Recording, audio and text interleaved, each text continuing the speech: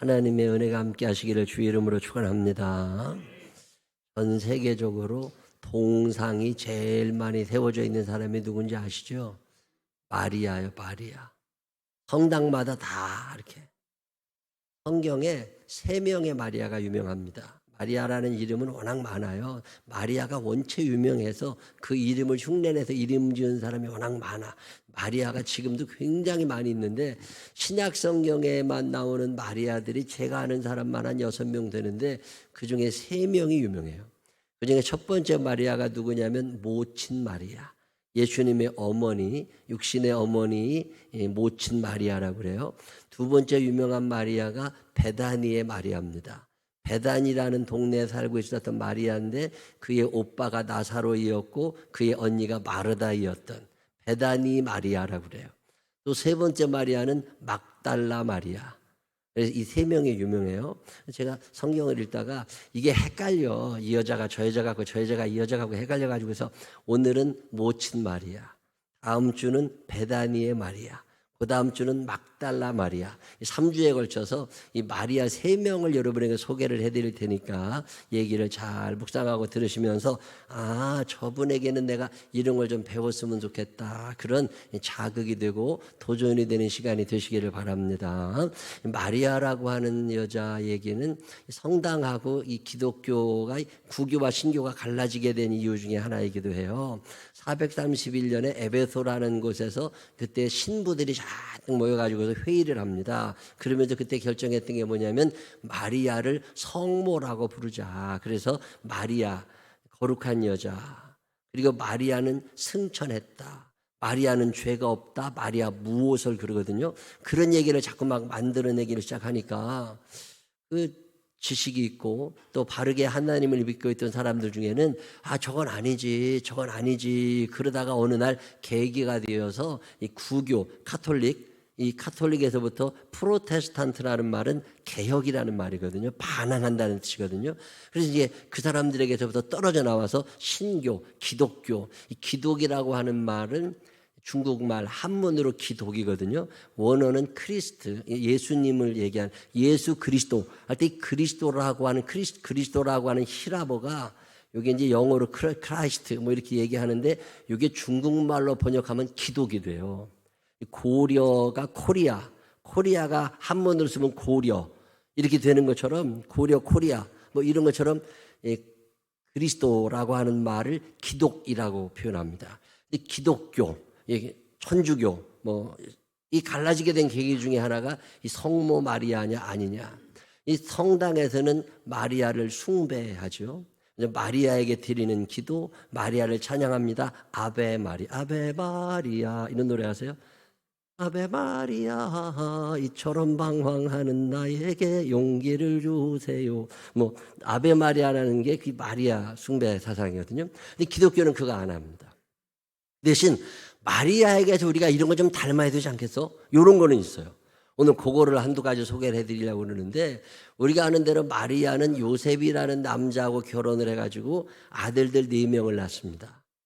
예수님 이후로 시몬, 또 유다, 또 요셉 이런 아들들 거기에 있습니다. 야고보 이런 아들들. 그 다음에 딸도 있었죠.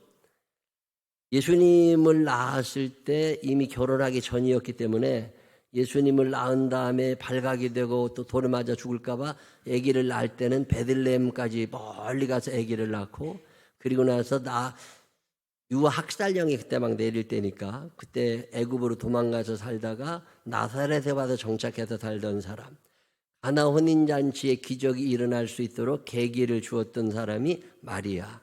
예수님이 돌아가실 때 십자가 밑에 끝까지 그 자리를 지켰던 엄마 마리아. 그리고 예수님 돌아가신 후 승천하시기 전에 부활하셨을 때 그때 그 빈 무덤을 확인하러 갔던 사람 마리아. 초대교회가 세워질 때 그저 초대교회의 핵심적인 인물 중에 하나가 이 모친 마리아입니다. 저는 이 성경을 읽을 때 옛날부터 뭐가 궁금했냐면 그 당시에 여자들도 많았을 텐데 왜 하필 마리아야? 왜 가브리엘 천사가 마리아에게 찾아갔을까? 이게 늘 궁금했어요. 오늘 그 얘기를 좀 해드리려고 그래요. 왜 마리아일까? 여러 가지 이유가 있을 거예요. 근데 제가 혼자 묵상하면서 하나님의 음성을 듣고 또 성경 읽으면서 느껴지는 것은 우리와 다르게 마리아일 수밖에 없었던 이유 중에 하나는 그의 깨끗함입니다. 깨끗하다고 하는 거, 하나님이 쓰시는 일꾼들의 기준은 여러 가지 있습니다. 그 중에 하나가 깨끗한 거 아세요? 디모데후서 2장에 보면 아주 유명한 말씀, 제가 참 은혜 받았던 말씀 가운데 하나가 있는데 이렇게 나옵니다. 디모데후서 2장 20절, 큰 집에는 금그릇과 은그릇뿐 아니라 나무그릇과 질그릇도 있어 귀하게 쓰는 것도 있고 전하게 쓰는 것도 있나니. 여기까지 보면 여러분 집 생각하면 돼요. 큰 그릇도 있고 작은 그릇도 있고 금그릇도 있고 은그릇도 있고 질그릇도 있고 쇠그릇도 있고 그릇의 종류는 여러 가지 있다는 거예요. 그 많은 그릇 중에 어떤 그릇은 귀하게 쓰이고 어떤 것들은 천하게 쓰여. 자, 귀하게 쓰이는 것도 그릇이고 천하게 쓰이는 것도 그릇이에요. 자, 그런데 더 큰 의미에서는 아예 쓰이지도 못하는 그릇이 있어. 간장종쟁이 같은 거 밥그릇은 매 끼마다 올라와. 이건 비싼 것도 아니에요. 비싼 것도 아니지만 매 끼마다 올라오는 그릇이 있어.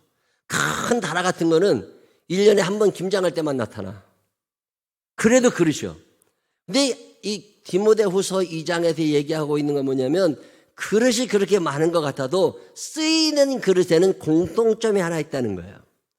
쓰이는 그릇의 공통점이 뭐냐면 깨끗한 그릇만 쓴다는 거예요.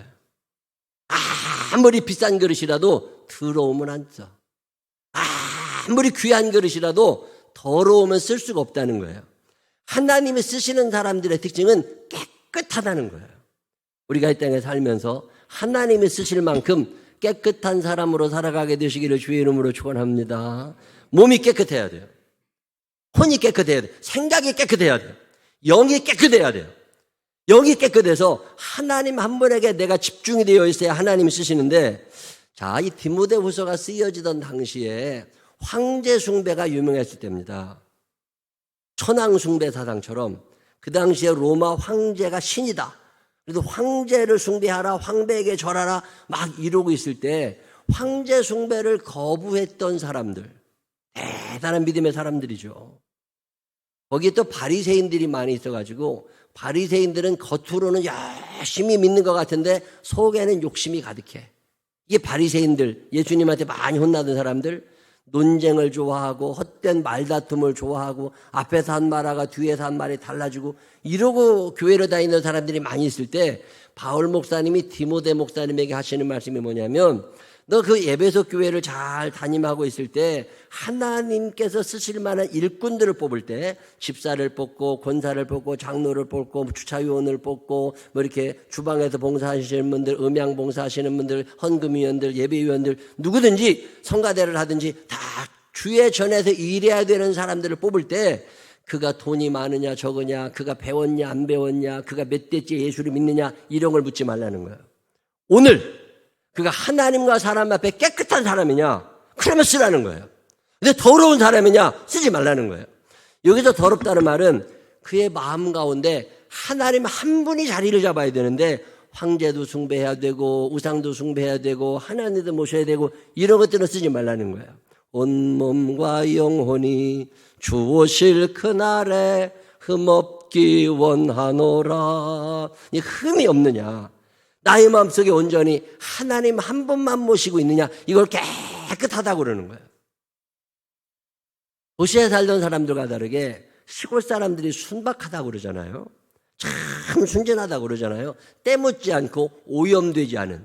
자, 디모데후서 2장 21절, 그러므로 누구든지 이런 것에서 자기를 깨끗하게 하면, 이런 것은 뭐냐면 그 전에 읽어보면 우상을 숭배하는 사람들, 황제 숭배하고 현실 속에 살면서 아우 살다 보면 어쩔 수 없지 뭐, 아우 살다 보면 또 다 그렇게 돼, 질질 세상에 끌려가는 이런 것들에게도 자기를 깨끗하게 하면 귀히 쓰는 그릇이 된다는 거예요.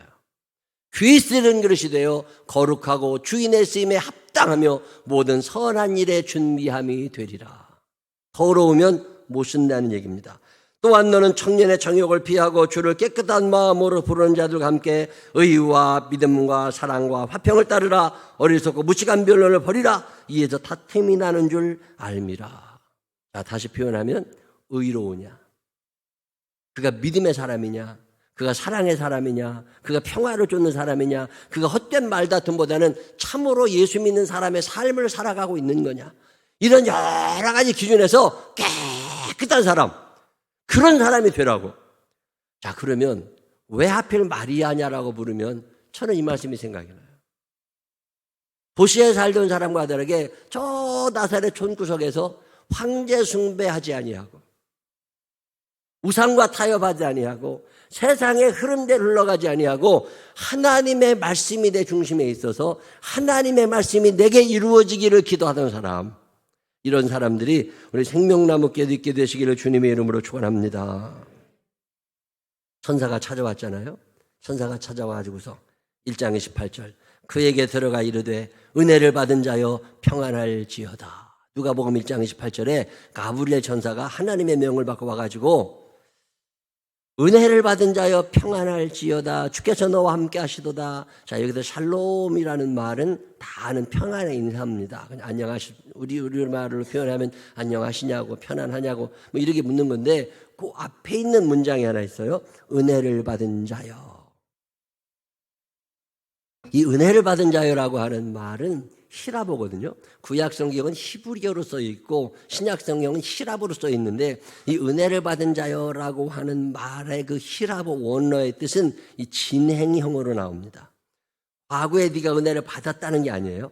우리가 얼핏 들을 때 은혜를 받은 자여, 이게 과거에 뭐 그런 일이 있었다는 게 아니라 처음부터 네가 하나님의 은혜 가운데 있었고 그 은혜가 지금까지 진행이 되어 오고 있고 앞으로도 너와 은혜가 함께 할 거라는 의미예요. 자, 그러면 마리아가 지금 깨끗하게 살고 순수하게 살고 하나님 앞에 바로 살려고 하는 것 자체도 하나님이 주시는 은혜라는 거예요.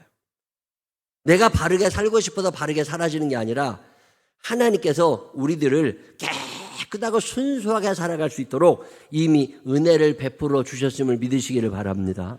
이미 하나님은 우리에게 그런 능력을 주신 거예요. 근데 어떤 사람은 마귀의 꼬임에 넘어가도 그거를 자꾸 거절해. 그리고 안에서 욕심이 자꾸 살아나. 반면에 마리아 같은 사람들은 하나님이 주신 은혜를 그대로 간직하면서 하나님께서 주시는 말씀 따라서 순수함과 깨끗함을 그대로 유지하고 있었다는 거죠. 그게 은혜를 받은 자요.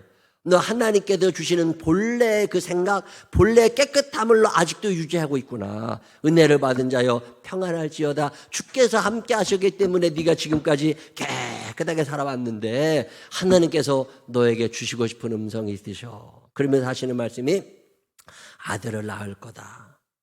근데 그 아들이 온 인류를 구원할 메시아, 그 구원자를 네가 낳게 될 거다라고 얘기했더니 마리아가 뭐라고 그래요? 아니, 천사, 저는 사내를 알지 못합니다. 자, 34절. 마리아가 천사에게 말하되 나는 남자를 알지 못하니 어찌 이 일이 있으리까? 어떻게 이런, 나는 남자를 알지 못합니다. 그때 천사가 뭐라고 그래요? 걱정하지 말아라. 이건 남자가 있어서 네가 아기를 낳는 게 아니라 천지를 창조하신 하나님께서 너의 모태 가운데 생명을 창조해내시는 거니까 이거는 남자가 하는 일이 아니라 성령께서 하시는 일이니까 너는 그냥 받아들이기만 하면 된다. 그때 했던 유명한 말이 오늘 여러분이 읽으신 38절입니다. 자, 다 같이 한번 읽어보실까요? 마리아가 이르되 시작. 말씀대로 내게 이루어지다 하매 천사가 떠나가니라. 아멘. 자, 이게 참 당연히 이렇게 해야지. 이거 천사가 와서 얘기했는데 주의 여종이오니 주의 여종이오니 말씀대로 내게 이루어지다 해야지 라고 생각할 수 있지만 사실은 그렇지 않아요. 왜 마리아냐? 유대 사람들의 법에 보면 정혼한, 약혼한 것은 법적으로 결혼의 효과가 있어요. 그래서 이렇게 정혼한 사람들이 아직 남자와 신랑과 신부가 같이 살지는 않지만 이미 상견례가 다 끝난 상태예요. 청첩장이 다 돌려졌습니다. 결혼식장에만 들어가지 않은 상태예요. 우리나라로 표현하면 혼인신고는 이미 끝난 거야. 사람들을 다 모아놓고 잔치를 하지 않은 것뿐이지 혼인잔치는 안 했지만 혼인 법적인 효력은 이미 나타나 있습니다. 자, 이런 상태에서 혼인신고는 딱 했는데 결혼할 때 뱃속에 남자애가 들어있어. 그럼 결혼을 해야 돼요? 말아야 돼요? 여러분이 시어머니라고 생각해봐. 이 며느리가 결혼을 한다고 날짜를 잡고 청첩장 다 돌렸는데 아이고 알고 보니까 애가 들어있어. 그래서 물어보니까 우리 아들 애가 아니야. 누군지도 모르는 사람 애를 배뚝에 안고 지금 이제 그걸 숨기려고 결혼을 하러 온 거야. 결혼을 해야 돼요, 말아야 돼요? 여러분이 시어머니라면 결혼식 해요, 안 해요? 큰일 날 짓이지. 이거 안 되는 거지.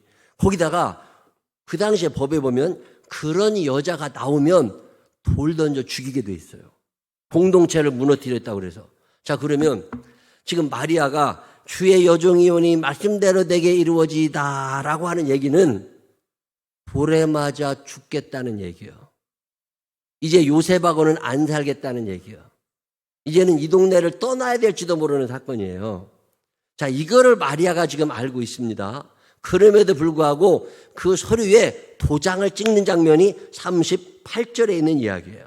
주의 여종이오니 말씀대로 내게 이루어지이다. 이 말은 사형당할지도 모르는 일에 도장을 찍어주고 있는 거라고. 아, 그러면 여러분 같으면은 천사가 와가지고 이렇게 걱정하지 마. 그 애기 낳을 거야. 그러면 여러분 뭐라고 그래야 돼요? 근데 제가 그렇게 깨끗한 사람이 아니거든요. 근데 제가 이렇게 되면은 제가 요셉하고 결혼을 못 하게 되거든요. 뭐 이런 얘기 나와요, 안 나와요? 충분히 나오지. 그럼 뭐라고 그래야 돼요? 없었던 일로 하자고. 저도 잘못 찾은 것 같다고. 근데 그때 마리아가 뭐라고 그래요? 주의 여종이오니. 주인님, 당신의 뜻대로 내가 움직이는 거니까. 이 얘기를 하고 있는 마리아가 자기의 인생을 어느 정도 눈치채지 않았을까요? 아기를 낳아야 되는데 결혼하고 계산을 해보니까 아직 배부를 때가 아닌데 배가 불러와. 그러니까 이제 이렇게 된 치마 있잖아요. 그런 것만 입고 살다가 아기가 날 때쯤 돼가지고서는 멀리 떠나갑니다. 어디까지? 베들레헴까지 내려가서 거기에서 아기를 낳는데 산부인과를 찾아간 게 아니라 무슨 산후조리원에 있었던 게 아니라 마구간에서 애를 낳아야 돼. 그게 지금 마리아에게 주어지는 길이에요. 아기가 태어나자마자 헤롯 왕이 베들레헴 인근에서 태어난 아이들을 다 죽이는 유아학살령이 내려지게 되니까 유아학살령을 피해서 애굽으로 도망을 가야 돼요. 말도 통하지 않는 나라에 가서 외롭게 살아야 되는 마리아. 거기서 있다가 나사렛이라는 촌동네에 와가지고 거기서 시골 여자로 살아가다가 남편이 일찍 또 갑니다. 남편이 죽고 나니까 모자 가정이 되는 거예요. 모자 가정이 돼가지고 예수님까지 6남매를 혼자 길러야 되는 어머니의 인생을 살아가야 되는 게 마리아예요. 이 가브리엘 천사가 왔을 때 주의 여종이오니 말씀대로 내게 이루어지다라고 하는 이 한마디의 고백 속에 마리아의 인생이 다 들어있는 거예요. 그러다가 예수님이 30이 되었을 때 집을 떠나시게 되지요. 그리고 사람들의 비난을 받지요. 그리고 십자가에 달려 죽게 되지요. 그 마지막 십자가를 끝까지 지키는 아들의 신음소리와 비명소리를 들어야 되는 마리아. 번투 선수 엄마들이 그렇게 오래 못 산다잖아요. 아들이 때리는 것도 싫고 아들이 맞는 것도 싫고. 지금 마리아의 운명이라는 게 이 주의 여종이오니 말씀대로 내게 이루어지다라고 하는 이 한마디 때문에 그의 인생의 방향이 확 틀어지고 행복한 꿈을 꾸던 결혼 전의 처녀가 이제는 어두운 인생을 살아갈 수도 있다는 거죠. 그럼에도 불구하고 주님의 뜻입니까? 제가 이 땅에 사는 동안 어두운 인생을 사는 것이, 실패 인생을 사는 것이, 답답한 인생을 사는 것이, 외롭고 쓸쓸한 길을 걸어가는 것이 하나님의 뜻입니까? 그러면 제가 그 길에 서겠습니다. 이 고백이에요. 자, 이런 순수함, 이런 깨끗함, 하나님 말씀하셨습니까? 예. 하나님의 뜻입니까? 아멘. 이거 쉬운 거 아니에요. 제가 이 누가복음 1장 30절 이후를 쭉 읽어가다가 나라면 뭐라고 대답했을까? 우리는 이 땅에서 예수를 믿으면서 잘 살기를 원합니다.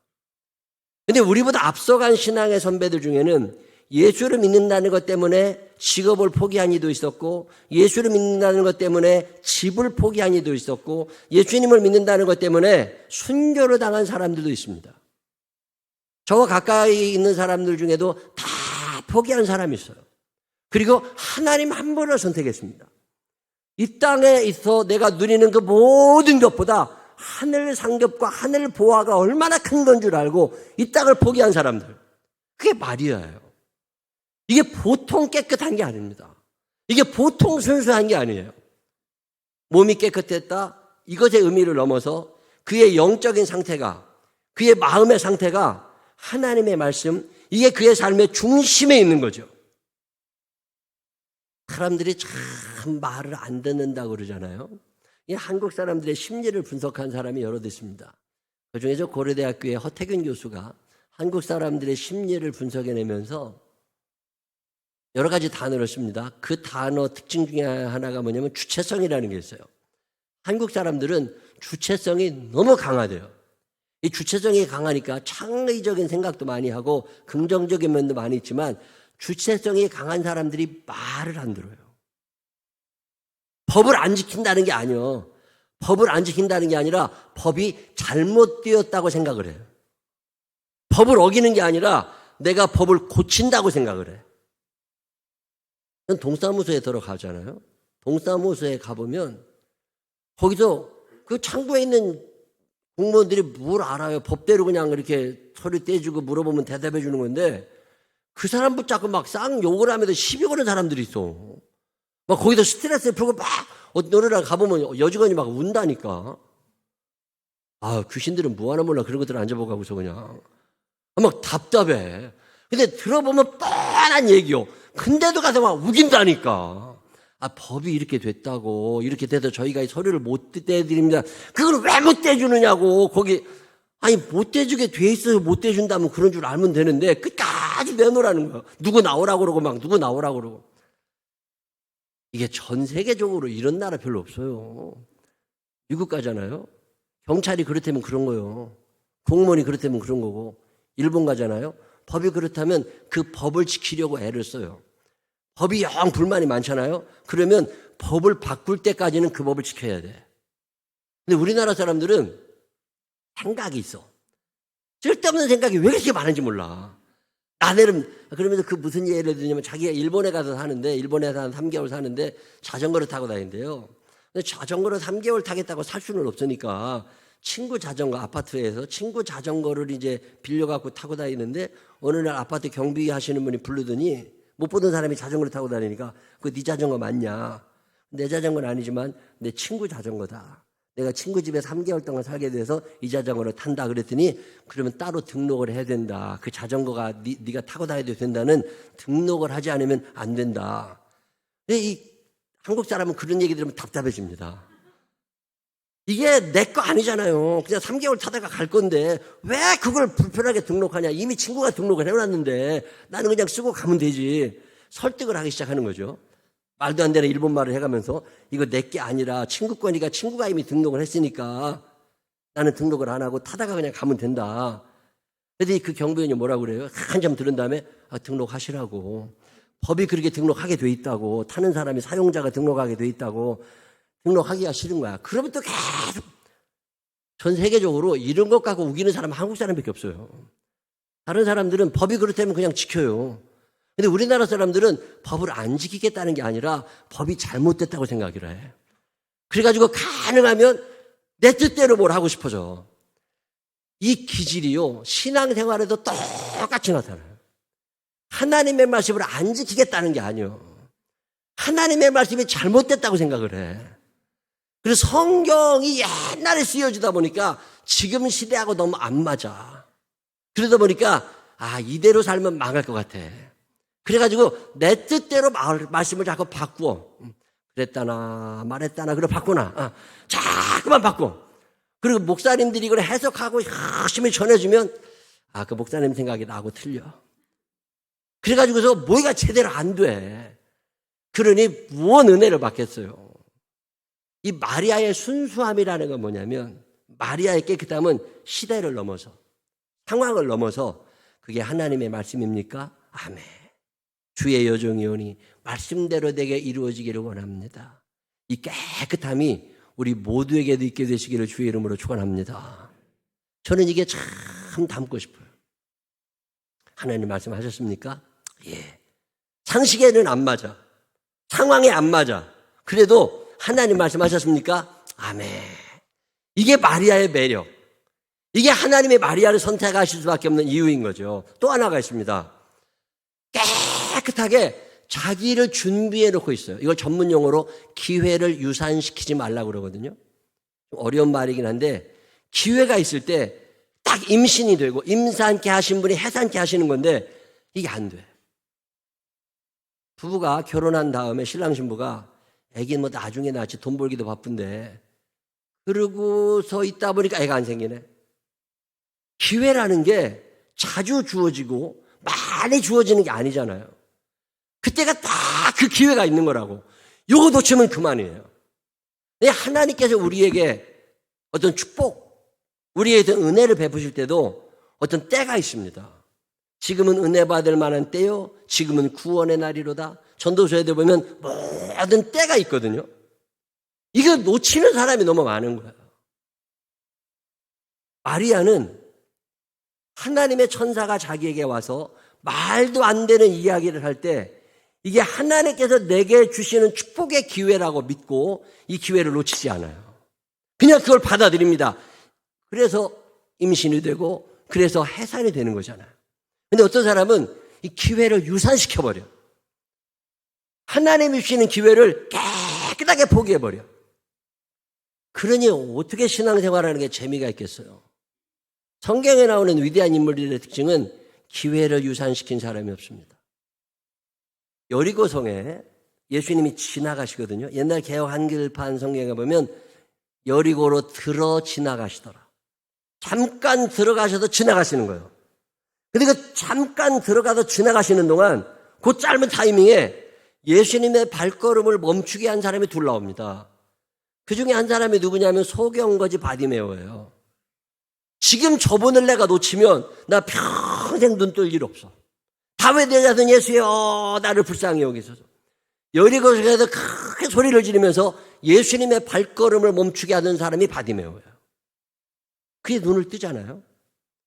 자, 그리고 또 한 사람이 삭개오입니다. 그 삭개오. 뽕나무에 올라가서 예수님을 바라다 보잖아요. 근데 예수님께서 삭개오를 바라다 보시면서 내려오라고. 잘 보인다, 우리 예수님. 이런 노래 아세요? 사랑 많은 그 얼굴이 잘도 보인다. 내려와요, 내려와요, 착한 삭개오. 예수님이 아래에서 부르셨어요. 삭개오가 예수님을 자기 집에 모시잖아요. 그 짧은 시간에 그 기회를 유산시키지 않는 거예요. 바울과 실라는 감옥에 갇혀 있으면서 여호와를 찬양할 수 있는 그 기회를 유산시키지 않습니다. 다윗은 하나님을 사랑하고 하나님의 은혜를 받고 사는 동안 하나님을 사랑한다고 고백할 수 있는 기회를 유산시키지 않아요. 그런 기회가 올 때 그거를 다 잡습니다. 기회를 놓치는 사람들이 얼마나 많아요. 기회를 잡을 수 있는 방법이 하나 있다면 준비된 사람만 기회를 잡습니다. 준비되지 않으면 기회가 와도 이걸 못 잡아요. 건강할 수 있는 거 젊어서 건강 지키라고 그러잖아요. 젊을 때는 이게 안 들어와. 나이 들어서 아프기 시작하잖아요. 그때 후회가 남아. 건강할 때 건강을 지키라는 게 그게 건강을 지킬 수 있는 기회가 많이 있는 게 아니잖아요. 운동 매일 하라고. 얼마 전에 어떤 사람하고 그런 얘기 했습니다. 자기 관리를 잘해야 하나님이 쓰실 만한 일꾼이 되지. 자기 관리를 하지 못하면 하나님이 쓰지 못하시는데 내가 관리해야 될 것 중에 시간 관리가 있어요. 하루 24시간 똑같이 주어졌잖아요. 근무하는 시간 8시간, 잠자는 시간 7시간, 8시간. 자, 그러면 인생의 행복과 불행은 어디서 결정이 나느냐? 근무 시간 8시간이 근무하는 게 아니라 출근하기 전에 있는 시간, 퇴근한 후에 있는 그 8시간이 인생을 결정하는 거잖아요. 이걸 내가 어떻게 시간을 관리하느냐? 이게 내 인생을 결정하고 행복과 불행을 결정하는데 사람들은 근무 시간만 생각해. 아니에요. 시간 관리는 근무 시간 관리도 잘해야 되지만 근무 외 시간, 잠자지 않고 있는 그 시간을 내가 어떻게 사용하느냐가 인생의 행복과 불행을 결정하는 거잖아요. 시간 관리가 안 돼. 실패한 사람들은 시간 관리가 안 돼요. 꿈 관리가 안 됩니다. 제가 군대 가는 친구들에게 늘 부탁해요. 꿈을 관리해라. 젊어서 하나님께서 내게 주시는 꿈을 꾸고 이 꿈을 관리를 잘 해나가야 하나님이 내게 주시는 사명을 이루는 건데 꿈 관리가 안 돼. 여기서 뭐라 그러면 휙, 저기서 뭐라 그러면 휙, 다 포기하다가 나중에는 이것도 아니고 저것도 아니고 애매해져가지고서 너 나중에 뭐가 될 건데 어떤 인간이 될 건데 이 꿈 관리가 안 돼 있다니까. 저는 지금도 꿈을 꾸고 살잖아요. 앞으로 나는 어떤 사람이 되어갈 건가? 나는 오늘 누구의 위로자이었나? 나는 오늘 누구의 해결자이었나? 나는 누구에게 도움이 되는 사람이었나? 오늘도 나는 하나님 앞에 어떤 사람으로 살아가고 있을까? 그런 게 꿈이거든요. 지식 관리도 해야죠. 잘못된 지식이 내 머릿속에 들어오지 않도록 이 지식 관리를 잘해야 됩니다. 읽어야 될 책과 읽지 말아야 될 책을 구분할 줄 알아야 돼요. 이것저것 다 읽으면 내 머리가 쓰레기통이 되는 거 아세요? 내 머리가 쓰레기통이 안 되려면 그렇게 아이들이 읽는 책도 덜어보면서 안 읽어야 될 책은 못 읽게 하고 읽어야 될 책은 읽게. 그래도 양서라는 게 그런 거잖아요. 내 지식 관리. 내가 지금 바른 지식을 가지고 있느냐? 왜 주식을 해서 다 망해요? 주식에 대한 지식이 없어요. 지식이 없으니까 망하는 거죠. 코인에 대한 지식이 없어요. 그러니까 망하는 거잖아요. 부동산에 대한 지식이 없어요. 그러면 망할 수밖에 없는 거지. 지식 관리가 안 되는 거예요. 재정 관리, 이거 돈 관리 얼마나 중요해요. 제가 올해 읽은 책 중에 하나가 서울 자가의 대기업 다니는 김 부장 이야기 뭐 이런 책이 있어요. 송희구라는 사람이 쓴 책인데 읽어보신 분이 계실 거야. 그 책을 읽어봤더니요. 80년대 후반에 공동 화장실을 쓰는 동네에서 살았대요. 가난하니까. 근데 그때 무슨 생각이 났느냐면 잘 살고 싶어. 돈을 벌고 싶어. 근데 이대로는 안 돼. 어떻게 해야 될까? 그때 생각난 게 공부래요. 공부밖에는 다른 길이 없다. 공부해야 된다. 그래서 가난한 집에서 공부는 열심히 했대요. 그래서 인류대학 졸업하고 좋은 회사 취직을 했습니다. 그리고 난 다음에 결심을 했대요. 내가 돈을 벌려면 돈을 안 써야 된다. 그래가지고 월급의 90%를 모았대요. 매달마다. 친구 만나면 안 돼. 비싼 거 사 먹으면 안 돼. 그래가지고 퇴근 후에 아르바이트를 또 했대요. 돈 안 쓰려고. 24시간 편의점 가가지고. 그래가지고 잠자는 시간 외에는 젊은 날에 고생을 사서도 하는 거니까 일만 하고 살았대요. 그래서 종잣돈을 몇 천만 원을 모았답니다. 4년 동안. 4년 동안 몇 천만 원을 모아갔는데 이 돈을 모으면서 계속 공부를 하고 부동산에 대한 공부도 하고 국토교통부 이런 데 홈페이지에 들어가서 전국 땅 다 찾아보고 주말이면 돌아다녀보고 그 종잣돈 만들어가지고 땅을 사기 시작해가지고 그 땅을 사고 팔고 한 30번 그렇게 했대요. 지금은 자기 집도 한 채 있고 차도 한 대 있고 자기 자산이 한 100억쯤 된답니다.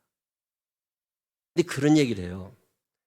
돈을 버는 것보다 더 힘든 건 돈을 안 쓰는 거더라. 돈을 안 쓰는 게 너무 힘들대요. 쓸 일이 너무 많아.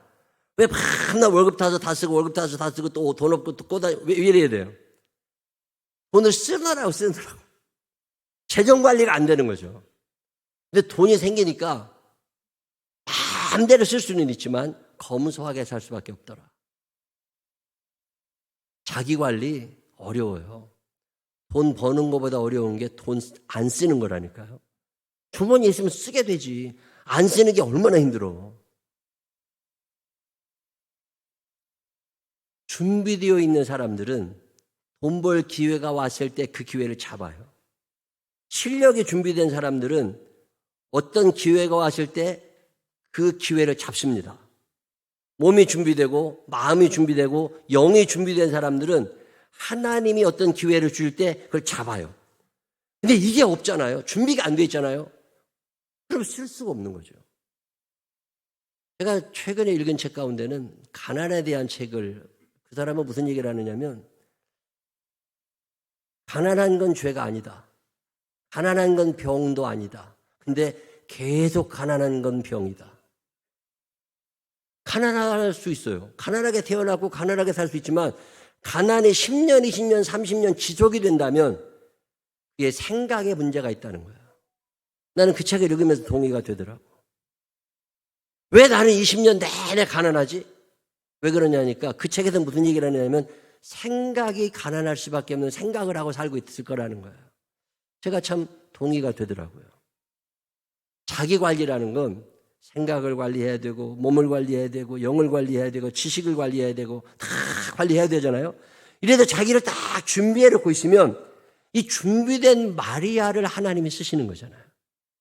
준비되어 있지 않으면 하나님이 못 쓰십니다. 왜 하필 마리아일까? 마리아는 적어도 깨끗하게 자기를 준비하며 하나님이 나를 쓰시기를 기다리던 사람, 깨끗한 그릇이었다는 거예요. 우리 생명나무 교회도 준비된 일꾼들이 있게 되시기를 주님의 이름으로 축원합니다. 하나님 앞에 자기를 잘 만들어 가보세요. 저는 이 말씀을 준비하면서 나를 되돌아봅니다. 나는 지금 하나님이 이렇게 쓰신다면 쓰임받을 수 있는 사람일까? 나는 그만한 실력, 그만한 인맥, 그만한 능력, 그만한 영역, 그만한 지식, 하나님이 나를 쓰신다고 그럴 때 내가 준비되어 있을까? 이 말씀이 여러분 마음에 있어서 혼란스러운 혼합의 시대를 살아가지만 마리아처럼 깨끗하게 영과 혼과 육이 하나님 앞에 바로 준비가 되어서 하나님이 쓰시고 싶어 하실 때 마음껏 하나님이 사용하실 수 있는 축복의 사람들이 되시기를 주님의 이름으로 축원합니다. 기도하십시다. 하나님 아버지, 나는 준비되어 있는 사람입니까? 하나님이 나를 사용하신다고 그러실 때 주님 제가 여기 있습니다. 나를 보내주시옵소서. 자신 있게 말할 수 있는 사람입니까? 한 번쯤 멈추어 서서 나를 돌아보게 하여 주시어서 영이, 혼이, 육이 잘 준비되게 하여 주시어서 마리아처럼 하나님의 때에 하나님의 사람으로 쓰임받게 하여 주시옵시고 우리들 중에 기회를 유산시켜버리는 어리석은 자가 없게 하여 주시옵소서.